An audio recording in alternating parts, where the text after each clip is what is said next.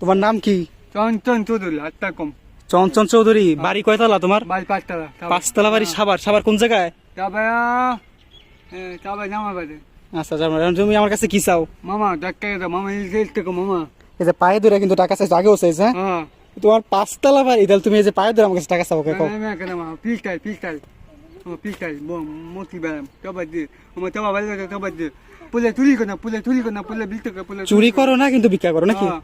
মানে তোমার এইটা একটা ভালো গুণ যে তুমি চুরি করো না, না কিন্তু কি করো? তবা চা বেড়াও।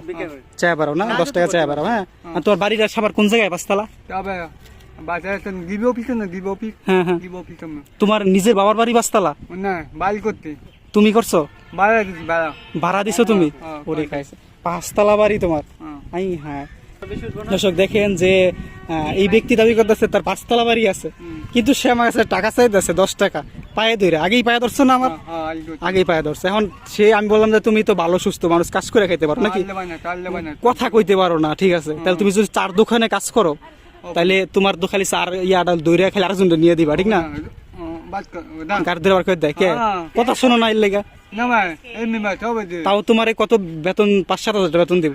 তুমি কইছো না চাই সিটটা, তুমি লও কত? 5,000 টাকা। কাজ করে খাওয়া বালা। ও মানে এবার চাইয়া 50,000 টাকা মাসে? ও মানে এইভাবে তোমার কামাই হয় 50,000, আর 4 দোকানে দিলে 5-6 হাজার তোমার হইতো না? তোমার যেহেতু 5 টাকা বাড়ি আছে, তুমি 5-6 হাজার চলবা কেমনে?